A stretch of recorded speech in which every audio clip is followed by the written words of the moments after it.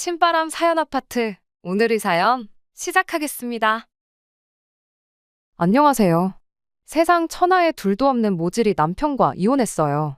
원인 제공은 남편보다 염치 없는 신우와 내 딸만 딸이라는 시어머니 때문이긴 하지만 중간 역할을 하기는커녕 세상에 자기 가족들만 소중하다는 남편인데 그걸 참고 견디는 게 아니고 가족 품에 돌려주는 게 맞겠다 싶었습니다.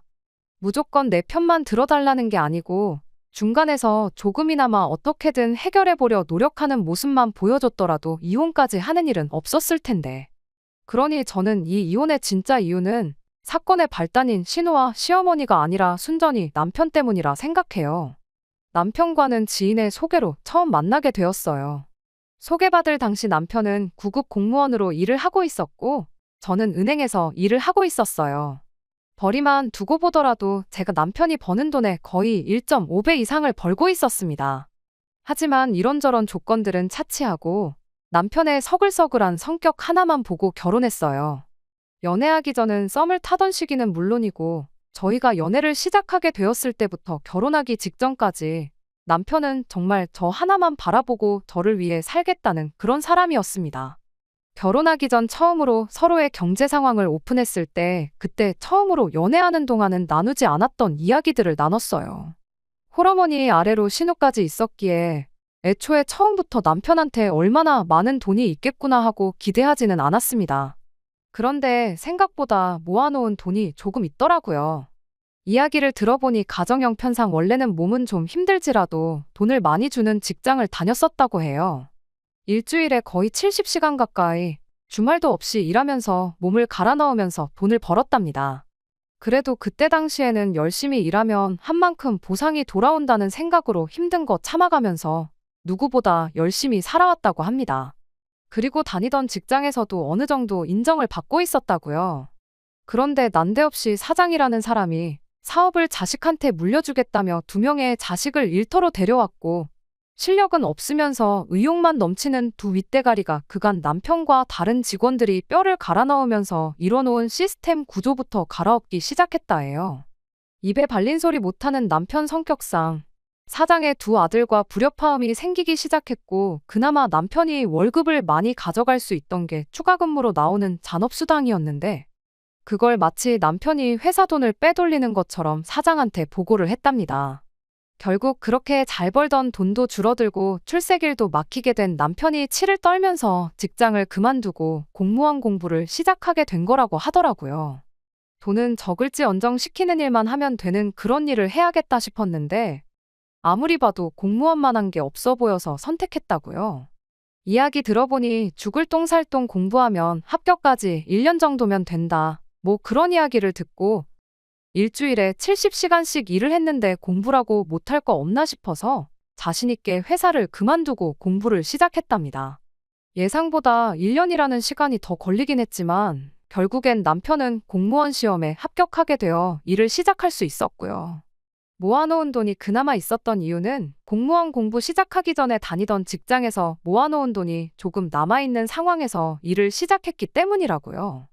나이에 비해 9급이라는 것 낮은 직급부터 해서 홀어머니의 어린 신우까지 딸린 가정 환경에 조금 걱정스러운 부분이 있었지만 이 이야기를 듣고 남편이 책임감 있고 목표한 바를 이뤄내는 악바리 근성까지 가지고 있는 사람이라는 생각이 들었죠.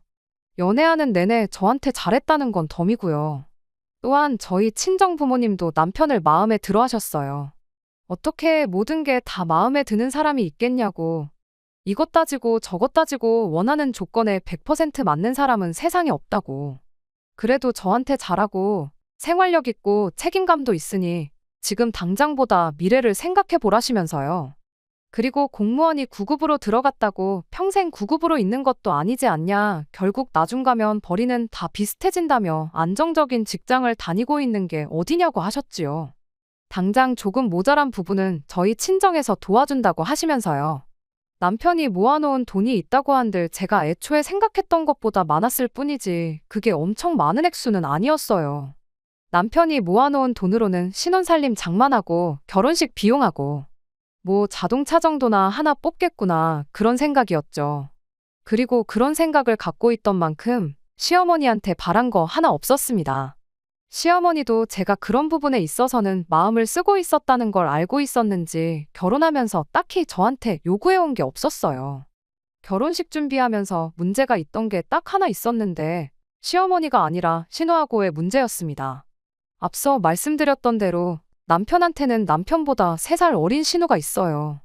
홀어머니지만 결혼하고 나서도 시어머니 생활비 문제로 골머리 썩을 일 없다고 생각했던 게 신우가 나이는 어릴지라도 벌써 진작에 결혼해서 가정을 꾸리고 살고 있었던 게 큽니다. 결혼 후 남편이 시댁에 생활비를 보태도 시어머니 한 분만 챙기면 되는 거였고 신우도 가정이 있는 만큼 어련히 시어머니를 챙기겠구나 싶었거든요. 적어도 시어머니 생활비를 저희 집만 독박 쓸 일은 없겠구나 생각했어요. 아무튼 다시 원래 이야기로 돌아와 결혼 준비하면서 신우와 있던 이야기를 해보겠습니다. 한참 결혼 준비하고 있는데 신우가 저희한테 축의금 대신 다른 걸 해주겠다며 먼저 이야기를 꺼내왔어요. 그래서 뭐 얼마나 대단한 걸 해주려나 싶었는데 신우가 자기 아들을 화동으로 세워주겠다는 거예요. 말씀드렸던 대로 저희 결혼할 당시에 이미 신우는 가정을 꾸리고 살고 있었고 아이도 벌써 6살이었거든요. 저희가 결혼식을 어떻게 올릴지 아는 것도 없으면서 상의도 없이 시조카를 화동으로 세우겠다는 것도 어이가 없는데 심지어 거기서 돈까지 요구하더라고요. 축의금 대신 해주겠다더니 그건 그거고 애가 수고했으니 수고비를 줘야 하는 거 아니냐고 아이한테 정당한 노동의 대가에 대해 조기 교육을 시켜주고 싶어서 그러는 거니 액수가 많을 필요는 없고 10만 원 정도만 챙겨주면 된다고 아주 당당하게 말을 하는 겁니다. 그때 제가 신우 말을 딱 끊어버리고 신우 제안에 거절을 했어요. 애초에 저는 제 결혼식이 엄숙하고 진지한 분위기였으면 싶었거든요. 그렇다 보니 화동이라던가 축가라던가 괜히 하객분들 산만하게 만들 법한 이벤트 같은 건 하고 싶지 않았어요. 그리고 꼭 화동을 세워야 한다면 저희 집 조카들도 있는데 별로 친하지도 않은 신우와 그만큼 애정도 없는 시조카한테 시킬 생각은 전혀 없었습니다. 그랬더니 그때 신우가 짜증을 내면서 애한테는 벌써 연습도 시켜주고 그래서 기대감이 큰데 애가 얼마나 섭섭하겠냐, 얼마나 서운해하겠냐며 저를 마치 애들 기분은 생각도 안 하는 그런 사람처럼 몰아가며 짜증을 내기 시작했지요. 결국엔 저희 결혼식에 시조카가 화동을 서는 일은 없었습니다. 당연한 소리겠지만 신우는 자기가 축의금 대신 해주려던 걸 저희가 거절한 거나 마찬가지라며 나중 가서 딴소리 하지 말라고 한마디 하고는 저희 결혼식의 축의는 땡전 한 푼 하지 않았습니다. 그러니 신우하고는 결혼 시작부터 좋을 수가 없었어요. 그래도 뭐 신우야 결혼해서 가정까지 꾸리고 살고 있고 애까지 키우고 있는데 마주쳐도 얼마나 마주치겠냐는 생각이었습니다. 시어머니하고는 문제가 없는 게 얼마나 다행이냐 생각했죠. 결혼할 때도 딱히 저한테 바라는 거 하나 없던 분이셨으니만큼 적어도 시어머니하고는 안 좋을 일 없겠다 생각했는데 결혼하자마자 그 생각도 내가 틀렸었구나 싶었죠. 남편과는 시어머니께 매달 생활비조로 40만 원씩을 드리기로 이미 합의가 되어 있는 상황이었습니다.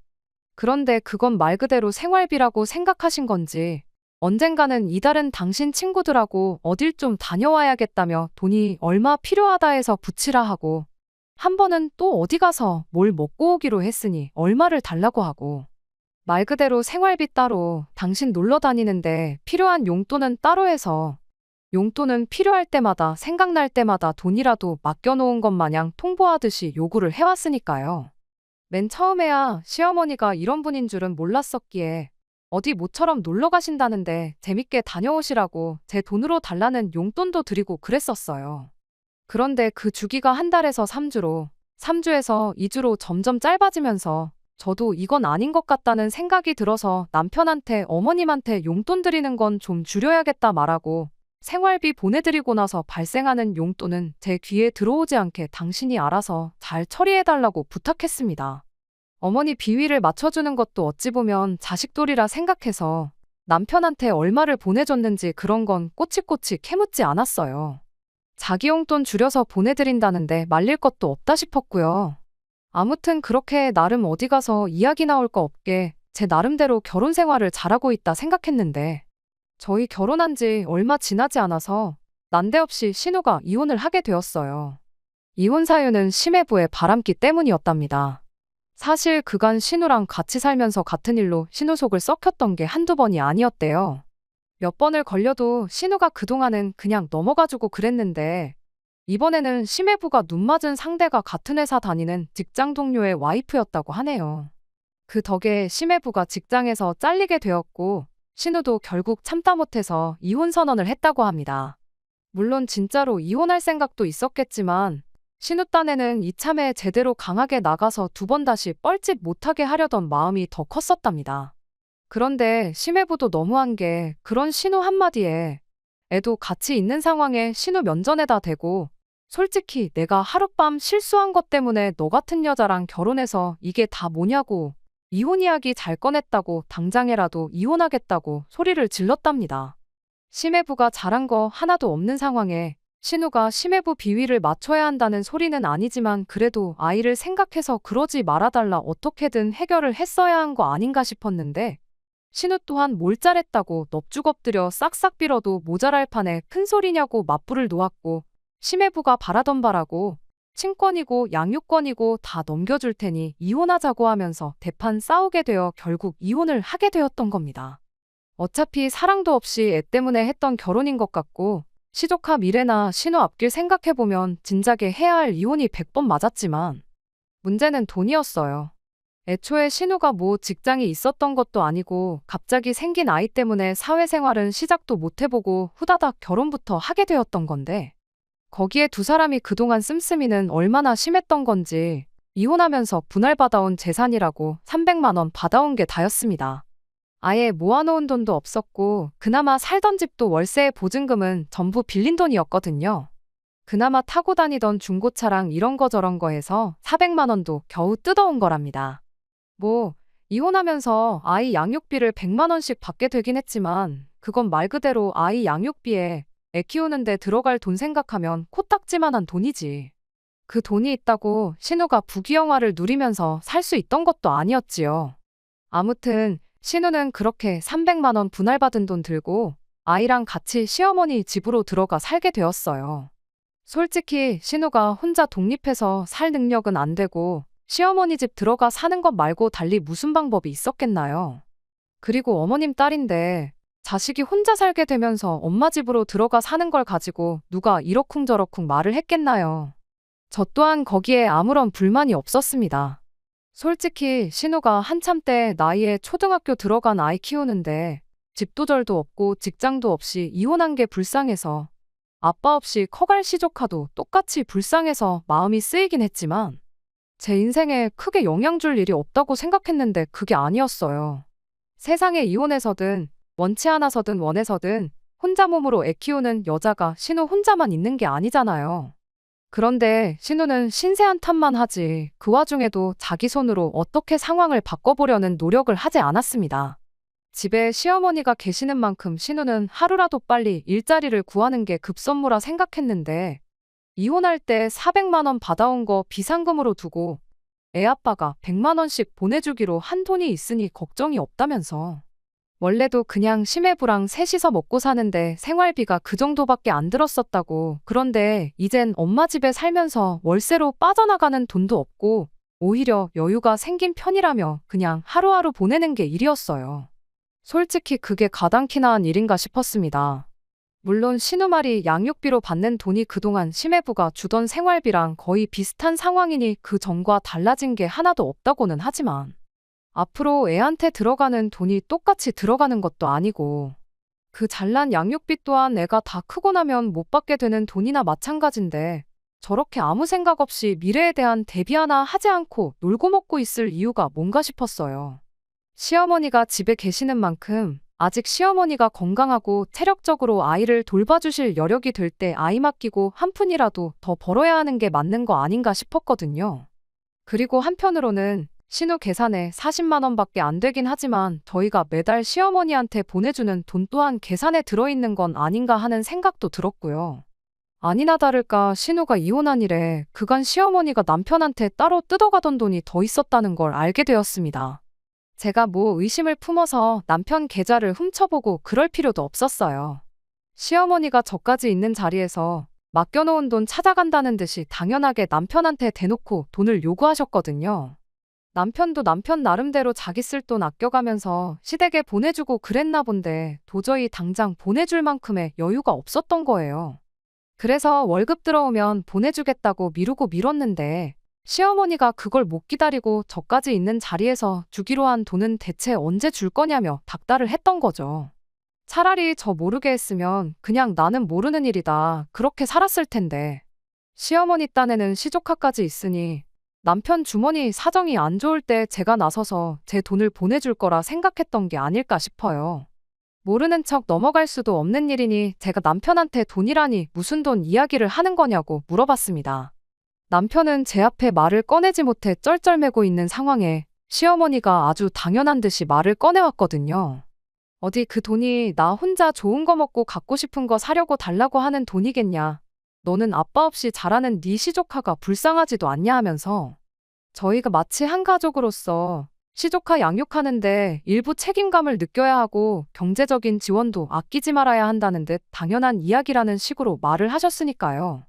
당연히 외숙모 외삼촌으로서 시조카가 이뻐서 용돈 정도는 해줄 수 있겠죠. 그런데 경제적인 지원을 아끼지 말라는 건 말도 안 되는 소리였어요. 저희도 결혼해서 사는 부부이니만큼 저희 나름대로 자녀 계획을 갖고 있었는데 똑같이 애 키우는데 들어가는 돈이라면 당연히 앞으로 태어날 우리 애한테 써야지. 묻지도 따지지도 말고 달라고 할 때마다 돈을 쓰는 건 말도 안 되는 일이다 한마디 했지요. 시어머니는 입에 거품을 물면서 가족끼리 그 정도 해주는 게 뭐가 어려운 일이냐며 저한테 역정을 내기 시작했어요. 둘이 얼마나 버는지 뻔히 알고 있고 여유되는 것도 다 알고 있는데 가족한테 쓰는 돈이 아깝냐면서 말이죠. 그래서 솔직히 대답해드렸죠. 아까 죽겠다고요. 시조카 불쌍한 것도 맞고 어머님 말대로 한 가족으로서 그나마 여유 있는 저희가 도와주는 거 일도 아니라고요. 그런데 그건 신우가 정말 못 빠지게 열심히 살면서 해도 안 될 때나 해줄 일이지 아무것도 안 하고 놀고 먹고 있는 신우가 어디가 안쓰러워서 그 돈을 도와주겠냐고 했습니다. 그럴 게 아니고 그동안 어머님한테 드리던 생활비부터 그만드려야겠다고 한마디 했어요. 그간 신우가 이혼하기 전에 매달 어머님한테 30만 원씩 드리던 게 있었으니 저 또한 결혼하면서 매달 40만 원씩 보내드리는 거에 동의했던 건데 이젠 아니지 않냐고. 자식된 돌이 하는 거 당연하지만 신우도 똑같은 자식인데 도리는 두 자식들이 똑같이 해야 하는 거 아니겠냐고. 신우가 어머님께 생활비로 얼마 드리기 전까지는 저희도 보내던 생활비 끊겠다 한마디 하고 앞으로 저 모르게 남편한테 따로 돈을 요구하지도 마시라 한마디 했습니다. 그걸 제가 알게 되는 순간 그 길로 당장 변호사 사무실 알아봐서 이혼 수속 밟을 테니 그렇게 아시라고요. 지금은 이러는 제가 가족도 몰라보고 잔인해 보일 테지만 언젠간 저한테 고마워할 날이 올 거라고 강하게 한마디 하고 그렇게 시어머니한테 보내던 생활비까지 끊어버리게 되었어요. 그리고 그렇게 한동안은 남편 계좌도 매달 확인했습니다. 그간 저한테 말 안 하고 시어머니가 달라는 대로 퍼주던 기록까지 다 보게 되었는데 거기까지는 저도 뭐라고 하지 않았어요.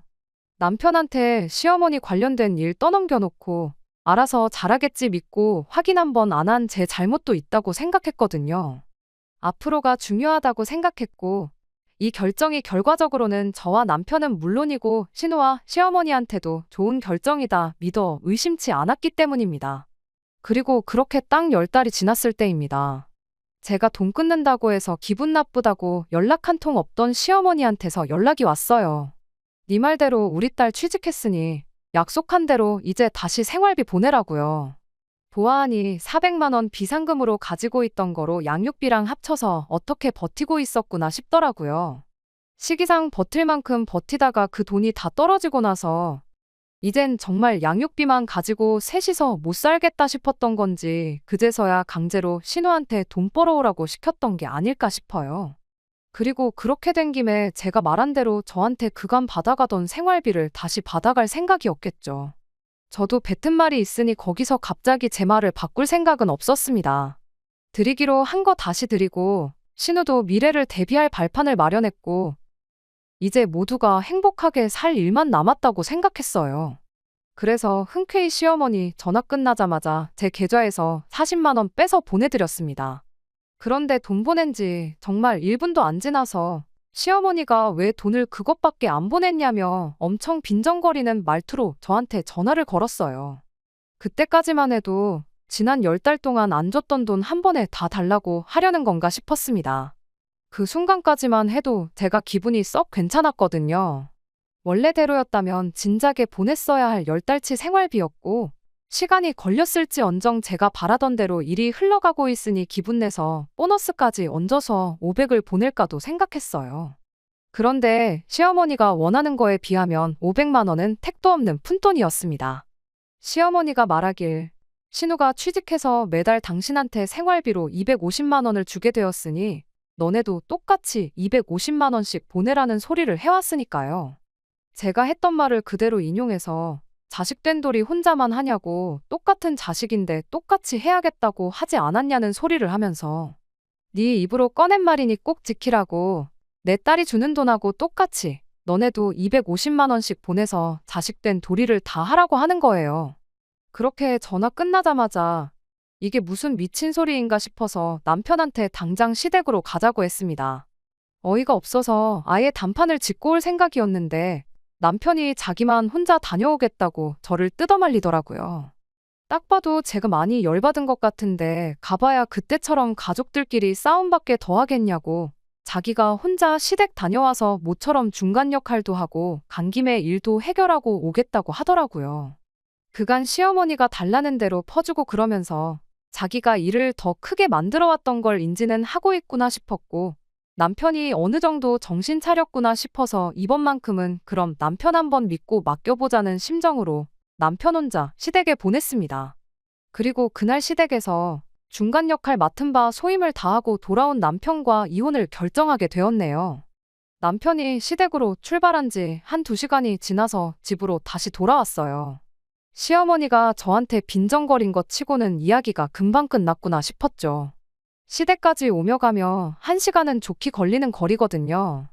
그렇게 믿음직하게 집을 나섰으니 일도 잘 해결해서 돌아온 거다 싶었는데, 돌아온 남편의 말은 신우가 주는 만큼 너네도 생활비를 보내라던 말보다 어이없는 소리였습니다.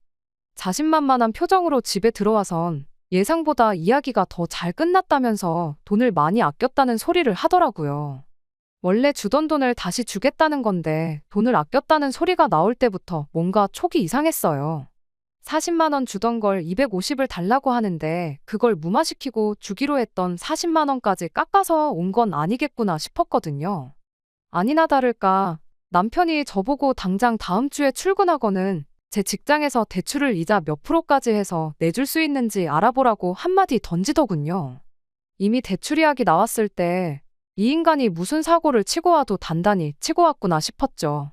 대출은 왜 필요하냐고 제가 곧바로 되물었더니 생활비를 주는 게 아니고 아예 신우랑 시어머니 살 집을 하나 마련해주자고 하는 겁니다.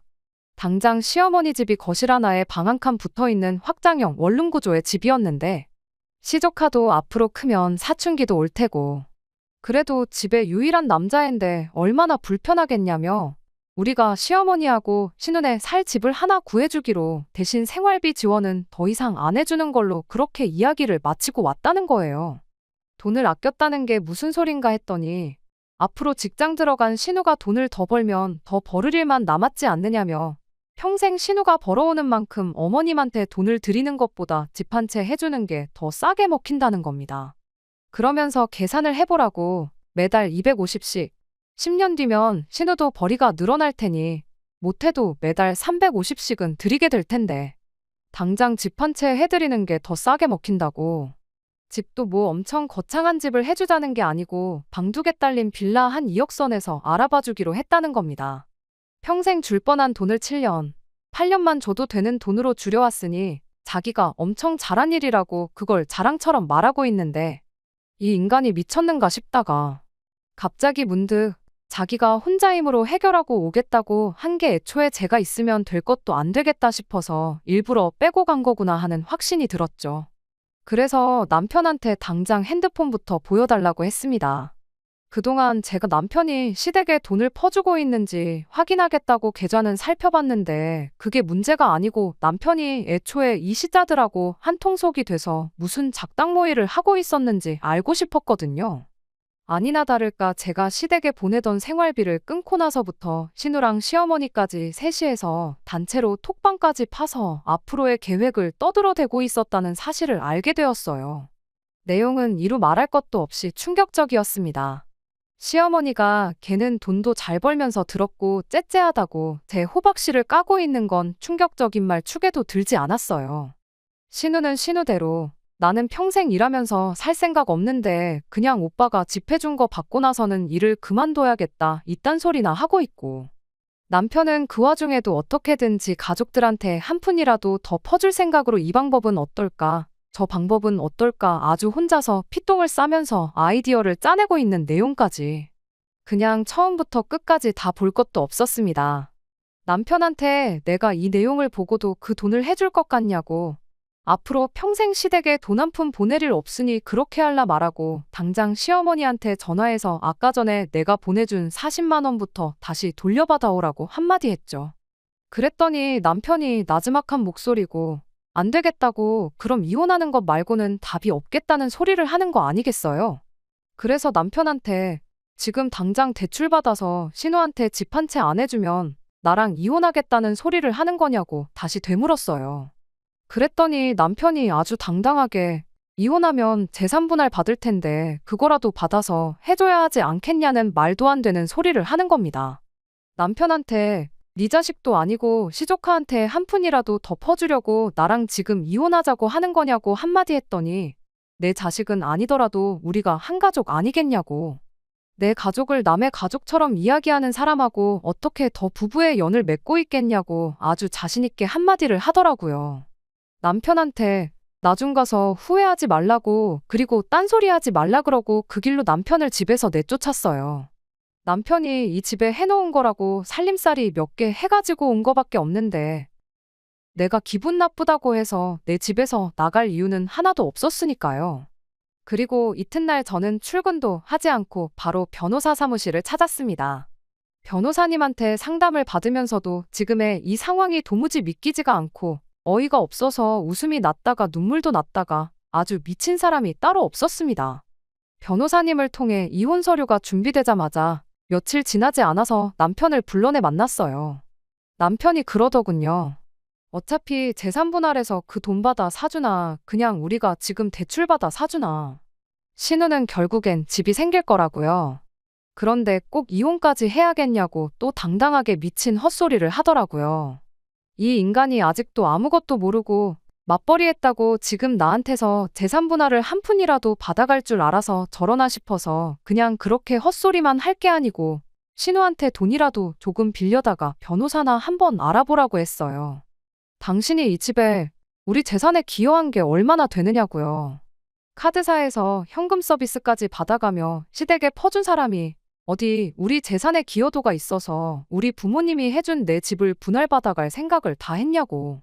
당신이 사가지고 온 살림살이는 내가 그대로 시댁에 보내줄 테니 당장 그 좁아터진 시댁에 그 많은 가정가구들 어디다 놓을지 생각이나 하라고 한마디 하고 자리에서 일어났어요. 그랬더니 남편 얼굴이 사색이 되어가지고는 사실 자기는 이혼 생각이 없다는 소리를 하더라고요. 어이가 없어서 무슨 소리를 하려는 건가 한번 드러나 보자 하고 남편이 떠들게 내버려 뒀는데 한다는 소리가 글쎄 제가 얼마나 시댁에 돈 한 푼 해주기 싫어하는 건지 그 의지를 보고자 저를 떠봤던 거라는 소리를 하더라고요. 그리고 제가 이렇게 이혼까지 결정할 만큼 시댁에 경제적인 지원을 해주기 싫어하는 걸 알게 되었으니 자기도 이제 제 뜻을 따라서 시댁에 돈 한 푼 안 해주기로 굳게 마음을 먹었다고요. 부부는 일심동체 아니겠냐고 혼자 횡설수설하면서 그만큼 저희 강한 의지를 봤으니 됐다고 당장 이 길로 시댁에 가서 앞으로 우리한테 땡전 한 푼 받아갈 생각 말라고 한마디 해주고 오자고 갑자기 혼자 전투의지를 불태우는 거예요. 그래서 남편한테 그럴 필요 없다고 괜히 나 때문에 가족들하고 멀어지지 말고 그냥 나랑 이혼하라고 했어요. 나야 서류상으로 맺어진 가족이지 원래 남 아니었냐고. 잉크가 설마 피보다 진하겠냐고. 그냥 도장 하나 찍으면 우리는 원래대로 남이 되는 거 알지 않냐? 서류 한 장으로 묶인 가족 말고 가서 진짜 가족들을 챙겨주라 한마디 하고 이혼 서류에 빨리 사인이나 하라고 했어요. 어차피 당신이 그간 시댁에 퍼준 것부터 해서 당신이 당신 가족들하고 나눈 톡까지 전부 다 이혼 사유가 된다고. 사인 안 해주면 안 해주는 대로 변호사 사서 소송부터 걸 테니 괜히 쓸데없는데 힘 빼고 돈 쓰지 말고 빨리 사인해서 소송비니 위자료니 그런 거 아끼고 날 추운데 집에 가는 길에 가족들 먹을 붕어빵이나 좀 넉넉하게 사가라고 한마디 해주고 자리에서 일어났습니다. 결국 남편도 제 뜻을 꺾을 수는 없겠다 싶었는지 손을 부들부들 떨면서 이혼 서류를 받아들더라고요. 그리고 며칠 지나서 작성된 서류를 등기로 보내왔습니다. 솔직히 이 서류 한 장이면 이제 이 결혼 생활도 끝이구나. 그런 생각을 해보니 정말 오만 가지 감정이 교차했어요. 남편이 이제 정신을 차린 것 같은데 다시 한번 기회를 줘볼까 싶기도 하고. 나라님이 국민들을 위해 이 한 몸 희생하겠다는 말을 믿지. 저런 놈 믿고 기회를 주는 게 말이 되겠나 싶기도 하고 그랬어요.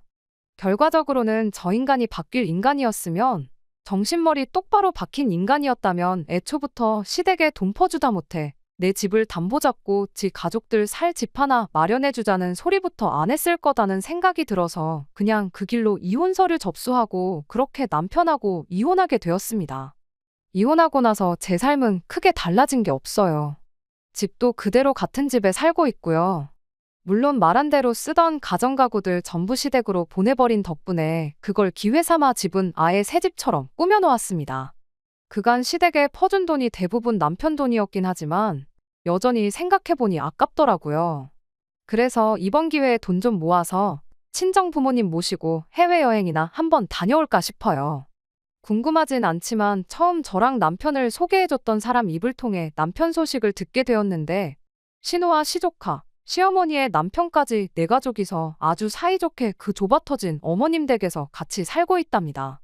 그 와중에 TV랑 냉장고, 에어컨 같이 쓸만하고 최신 기종인 제품들은 정리 안 하고 쓰던 거랑 교체해서 그 좁아터진 집에서 같이 붙들고 살고 있나 보더라고요.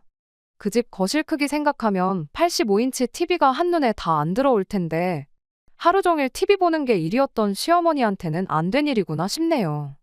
뭐 신우도 벌고 남편도 버는데 두 사람 합쳐도 쥐꼬리만한 월수입 가지고 얼마나 떵떵거리면서 살지는 모르겠는데 그래도 그 소중한 가족들이 한데 똘똘 뭉쳤으니 아무쪼록 다른 사람 피해 안 끼치고 지들끼리 행복하게 살았으면 좋겠습니다. 끝까지 들어주셔서 감사합니다. 오늘의 사연은 여기까지입니다. 구독과 좋아요, 알람 설정 부탁드리고 더 좋은 사연으로 다시 찾아뵙겠습니다. 감사합니다.